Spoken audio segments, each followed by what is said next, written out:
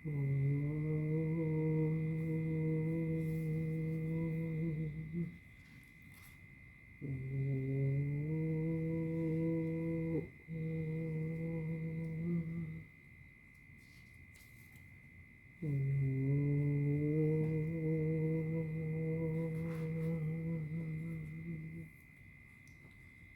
കൃഷ്ണ. ഇനി നമുക്ക് 10ാമത്തെ ശ്ലോകം നോക്കാം. ദൈത്യൗഖേ ഭുജഗമുഖാനിലേന തപ്തേ തേനൈവ ത്രിദശകുലേപി കിഞ്ചിതാർത്തേ കാരുണ്യാത്തവ കില ദേവവാരിവാഹ പ്രാവർഷന്നമരഗണാന്ന ദൈത്യസംഘാൻ. ദൈത്യൗഖേ ദൈത്യന്മാര് ഭുജഗമുഖാനിലേന തപ്തേ.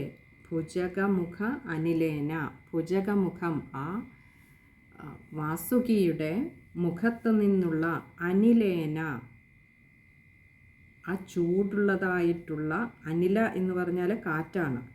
തപ്തേ ചൂട്, ആ വളരെയേറെ ചൂടേറിയതായിട്ടുള്ള കാറ്റേറ്റ് തേനൈവ ത്രിദശകുലേപി കിഞ്ചിതാർത്തേ.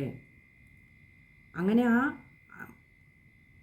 വാസുകിയുടെ മുഖത്തു നിന്നും വന്നുകൊണ്ടിരുന്ന ആ വിഷവായുവേറ്റ് തേനയേവ, തേനൈവ എന്ന് പറഞ്ഞാൽ തേനയേവ, അതുകൊണ്ട് തന്നെ, ഇങ്ങനെ ആ ഒരു വിഷവായു ഏറ്റ് തന്നെ ത്രിദശകുലേപി, ത്രിദശകുലേ അപിയാണ് ത്രിദശകുലേപി. അതായത് ത്രിദശകുലേ എന്ന് പറഞ്ഞാൽ ദേവന്മാരും കിഞ്ചിതാർത്തേ, കിഞ്ചിത് ആർത്തേയാണ് കിഞ്ചിതാർത്തേ.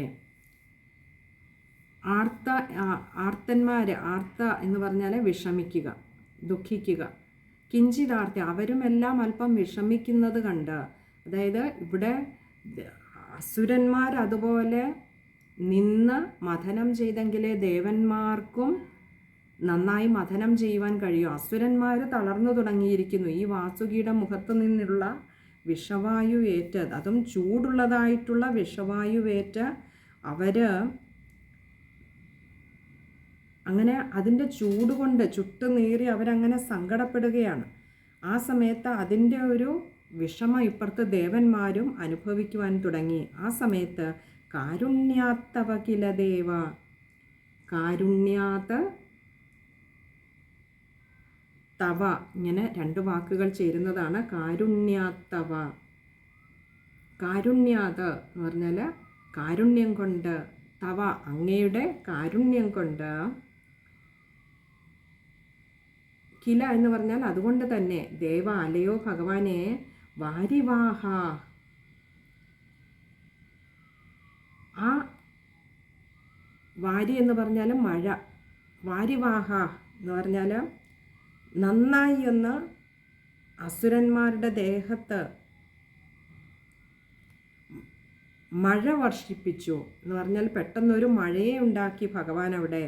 എന്നിട്ട് പ്രാവർഷൻ അമരഗണാന്ന ദൈത്യസംഘാൻ, അവിടെ പ്രാവർഷൻ എന്ന് പറഞ്ഞാൽ വർഷിച്ചു. ഇവിടെ നോക്കൂ, പ്രാവർഷൻ അമരഗണാന്ന, പ്രാവർഷൻ അമരഗണാന്ന, ഇങ്ങനെ 3 വാക്കുകൾ ചേരുന്നതാണ് പ്രാവർഷൻ അമരഗണാന്ന. പ്രാവർഷൻ എന്ന് പറഞ്ഞാൽ വർഷിച്ചു, അമരഗണാൻ ദേവന്മാരിൽ, ന ദൈത്യസംഘാൻ, ആ ജലം അവിടെ ഭഗവാന്റെ കാരുണ്യം ഒരു മഴയായി പെയ്തിറങ്ങി. അത് അസുരന്മാരുടെ ദേഹത്ത് വർഷിക്കാതെ ദേവന്മാരുടെ ദേഹത്ത് ആ ജലം വർഷിച്ച് അവരെ ഒന്ന് തണുപ്പിച്ചു. ആ ചൂട് അത്രമാത്രം വ്യാപിച്ചിരിക്കുന്നു ആ വാസുകിയുടെ മുഖത്ത് നിന്നും പുറപ്പെടുന്ന വിഷവായുവിൻ്റെ. ഇവിടെ ഭഗവാൻ ചെയ്തത് എന്താ? ആ സമയത്ത് ഭഗവാന്റെ കാരുണ്യം കൊണ്ട്, ഭഗവാന്റെ കാരുണ്യം തന്നെ അവിടെ അങ്ങനെ മേഘമായി വർഷമായി പെയ്തിറങ്ങിയിട്ട്, കാരണം ഈ ചൂട് അസുരന്മാരെ തളർത്തി, അതേപോലെ തന്നെ ദേവന്മാരിലും വിഷമങ്ങളുണ്ടാക്കി. അവരിലും ആ ചൂടേറ്റ് അവർക്ക് ബുദ്ധിമുട്ടുണ്ടാകാൻ തുടങ്ങിയപ്പോൾ ഭഗവാന്റെ കാരുണ്യമൊന്ന് തന്നെ അവിടെ മഴയായി മേഘമായി പെയ്തിറങ്ങി. ഇവിടെ ദേവന്മാരുടെ ദേഹത്ത് മാത്രം, അമരഗണാൻ ദേവന്മാരുടെ ദേഹത്ത് മാത്രമാണ് ആ വർഷമുണ്ടായത്. ന ദൈത്യസംഘാൻ, ആ അസുരന്മാരുടെ ദേഹത്ത് അല്പം പോലും ജലം വീണില്ല. അപ്പോൾ ദേവന്മാരെ നന്നായി അങ്ങോട്ട് തണുപ്പിച്ചു. അവരുടെ ആ ചൂടിൽ നിന്നുള്ള ആ ഒരു വിഷമം, അസ്വസ്ഥതയൊക്കെ മാറ്റിക്കൊടുത്തു. നോക്കൂ, ഭഗവാന്റെ ഓരോ ശ്ലോകത്തിലും ഈ ഒരു അധ്യായത്തിൽ ഭഗവാൻ ഒരു വിധത്തിൽ അല്ലെങ്കിൽ മറ്റൊരു വിധത്തിൽ ഇങ്ങനെ ആരോരും അറിയാതെ കാരുണ്യം ചൊരിഞ്ഞുകൊണ്ടിരിക്കുന്ന ഒരു ലീലയാണ് നമുക്ക് കാണാൻ കഴിയുന്നത്.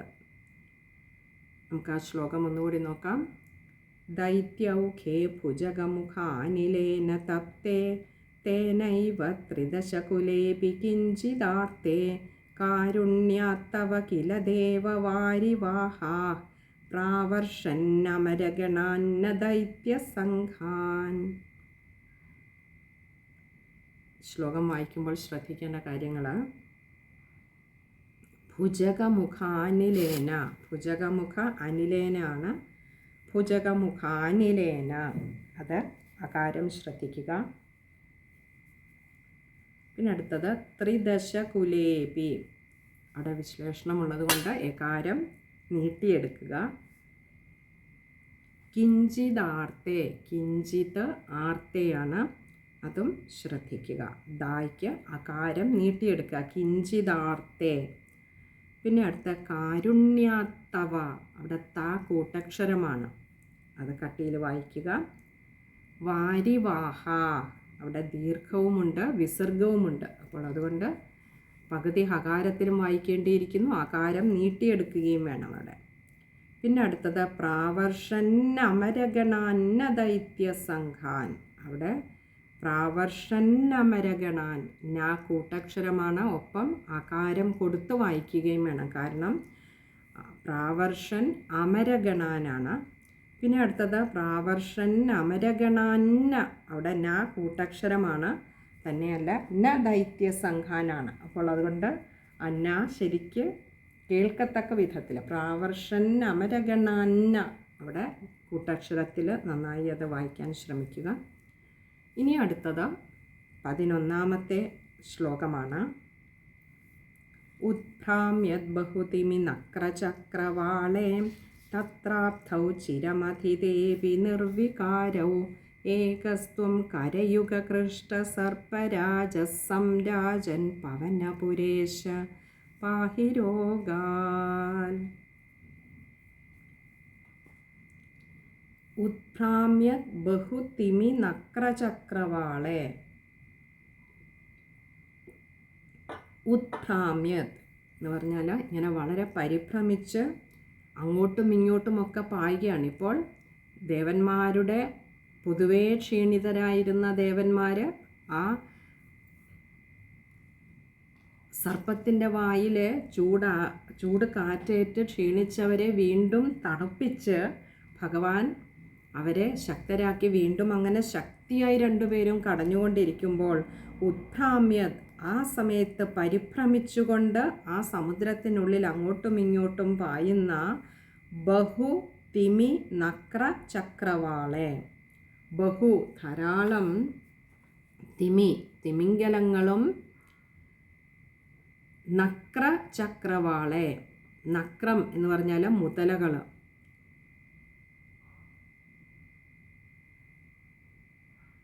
അപ്പോൾ ഇങ്ങനെ അങ്ങോട്ടും ഇങ്ങോട്ടും പാഞ്ഞുകൊണ്ടിരിക്കുന്ന ധാരാളം തിമിംഗലങ്ങളും അതേപോലെ തന്നെ മുതലകളുമൊക്കെ, അതായത് ശക്തിയായിട്ട് അവർ കടയുന്നുണ്ട്. അവർ കടയുന്നതിൻ്റെ ശക്തിക്കുറവ് കൊണ്ടല്ല, അവർ ശക്തിയായി കടയുന്നു എന്ന് കാണിക്കാൻ വേണ്ടിയിട്ടാണ്. അതിൻ്റെ ഉള്ളിലെ തിമിംഗലങ്ങളും മുതലകളുമൊക്കെ അങ്ങോട്ടും ഇങ്ങോട്ടും പരിഭ്രമിച്ച് പാഞ്ഞു നടക്കുമ്പോൾ ചക്രവാളെ എന്ന് പറഞ്ഞാൽ ഇവിടെ ആ അവരുടെ ഒരു സാമ്രാജ്യമാണത്, അല്ലേ? തിമിംഗലങ്ങളുടെയും അതേപോലെ മുതലകളുടെയും ഒക്കെ വലിയ വലിയ മുതലകളുടെയും ഒക്കെ ഒരു സാമ്രാജ്യമാണ് സമുദ്രം. അവയൊക്കെ ഇപ്പോൾ അങ്ങോട്ടും ഇങ്ങോട്ടും അങ്ങനെ പരിഭ്രമിച്ച് പായുകയാണ്. അവരുടെ സാമ്രാജ്യത്തിൽ എന്തൊക്കെയോ സംഭവിക്കുന്നു എന്ന് അവർക്ക് മനസ്സിലായി. ആ സമയത്ത് തത്രാപ്തൗ ചിരമധിദേപി നിർവികാരെ. തത്ര അപ്തൗ, അവിടെ അപ്തൗ എന്ന് പറഞ്ഞാൽ ആ സമുദ്രത്തിൽ ചിരമധിദേപി, കുറേ നേരമായിട്ട്, വളരെ നേരമായിട്ട്, മധിദേപി, ചിര മധിതേ അപിയാണ്, മധിദേപി വളരെ നേരമായി അതിനെ മഥനം ചെയ്തിട്ടും നിർവികാരെ, ആ സമുദ്രം നിർവികാരയായി നിൽക്കുന്നു. അഥവാ അതിൽ നിന്നും അതിന് മാറ്റമൊന്നും വരുന്നില്ല, അതിൽ നിന്നും അമൃതം പൊങ്ങി വരുന്നില്ല എന്ന് കണ്ടിട്ട് ഏകസ്ത്വം കരയുഗ കൃഷ്ട സർപ്പരാജ സംരാജൻ. ഏകസ്ത്വം, ഏകഹ ത്വമാണ്, ഏകസ്ത്വം ഭഗവാന്റെ അടുത്ത കാരുണ്യമാണ് ഇവിടെ പറയുന്നത്.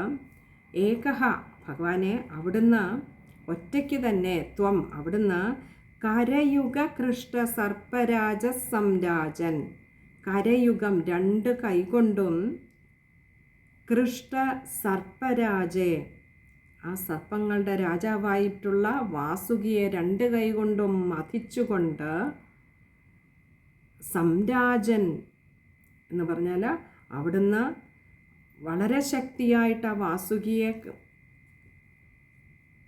വലിച്ച് രണ്ട് കൈകൊണ്ടും അങ്ങോട്ടും ഇങ്ങോട്ടും വലിച്ച്, ഇത്രയും നേരം ദൈത്യന്മാരും അതുപോലെ ദേവന്മാരും ഇത് കടഞ്ഞിട്ടും അതിൽ നിന്നും യാതൊന്നും പൊങ്ങി വരുന്നില്ല, സമുദ്രത്തിന് യാതൊരു വികാരവുമില്ലാതെ എന്നിവിടെ ഉദ്ദേശിച്ചത് അത് സംപ്രീതയാകുന്നില്ല ആ സമുദ്രം.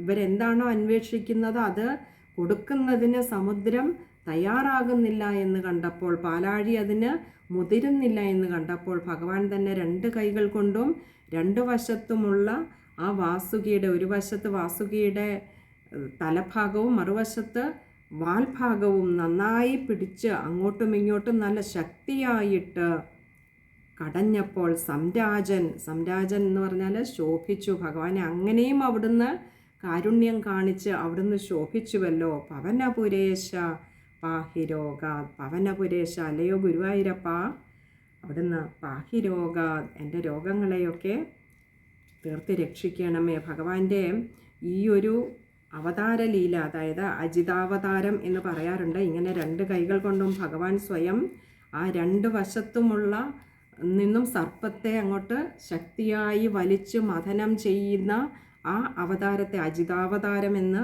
പറയാറുണ്ട്. അങ്ങനെ അജിതനായും ഭഗവാൻ അവിടെ അവതരിച്ചുവല്ലോ. അപ്പോൾ നോക്കൂ, ഓരോ ഘട്ടത്തിലും ഭഗവാൻ അവരെ അങ്ങനെ എത്രമാത്രം ഭഗവാന്റെ കാരുണ്യം അവരിലേക്ക് ചൊരിയുന്നുണ്ട് എന്ന് നോക്കൂ. നമ്മൾ ഈ ഓരോ ശ്ലോകത്തിലും കണ്ടത് അത്രയും ഭഗവാന്റെ കാരുണ്യമായിരുന്നു. ഇനി നമുക്ക് ആ ശ്ലോകം ഒന്നുകൂടി നോക്കാം. ഉത്ഭ്രാമ്യദ്ബഹുതിമിനക്രചക്രവാളേ തത്രാപ്തൗ ചിരമധിദേപി നിർവികാരേ ഏകസ്ത്വം കരയുഗകൃഷ്ടസർപ്പരാജ സംരാജൻ പവനപുരേശ പാഹി രോഗാത്. ശ്ലോകം വായിക്കുമ്പോൾ ശ്രദ്ധിക്കേണ്ട കാര്യങ്ങൾ, നമ്മൾ ഈ ശ്ലോകത്തിലും കുറച്ചധികം വലിയ പദങ്ങളുണ്ട്.